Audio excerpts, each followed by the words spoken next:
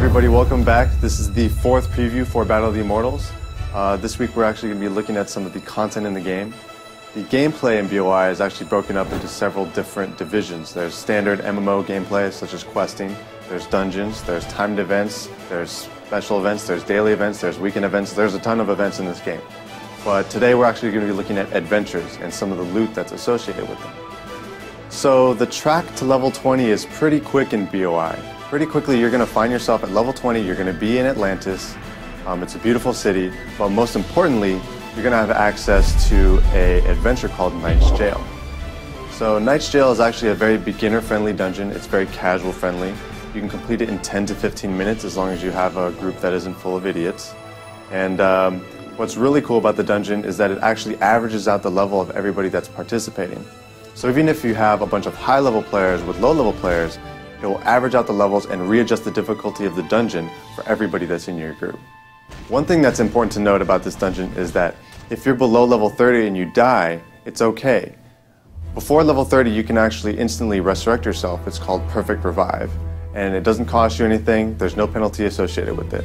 So as you go through Knight's Jail, you're going to be killing what's called Tomb Stalkers and rescuing various prisoners throughout 4 quadrants in this dungeon. At each quadrant, you're going to fight a mini-boss, which is pretty easy. It's not too difficult. But after completing all 4 mini-bosses, you'll be fighting Hannibal, which is the boss of the dungeon. Now, what's really cool about this dungeon is that you're going to get stamps of promotion. These are little emblems that you receive from the bosses. And you can actually turn these stamps into gear, weapons, and equipment right outside.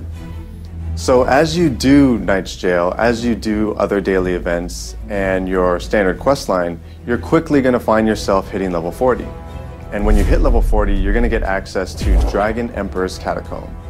So in Dragon Emperor Catacombs, you're going to be facing up against the Dragon Emperor himself, as well as his army of stone warriors.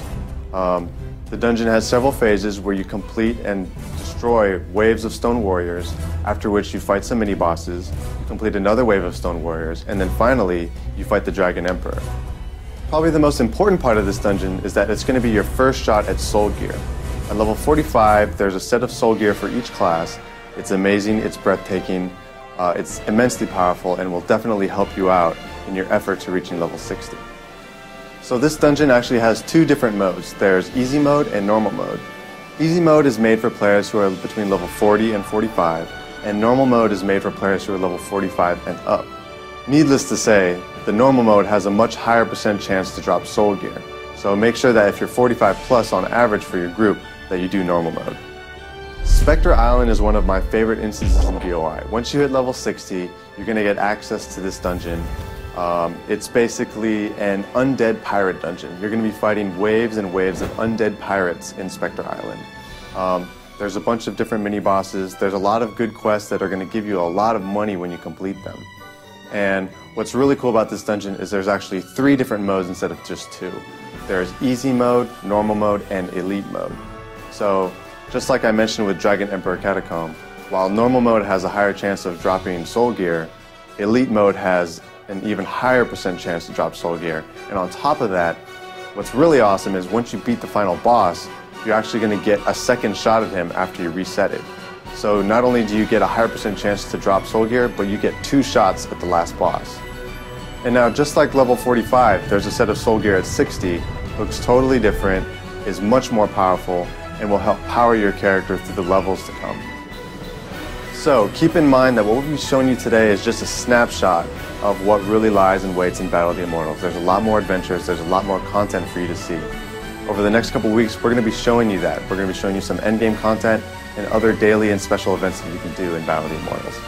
And as long as you keep tuning in, we'll keep showing you why Battle of the Immortals is not only changing the way people see free-to-play, but redefining the action MMORPG genre.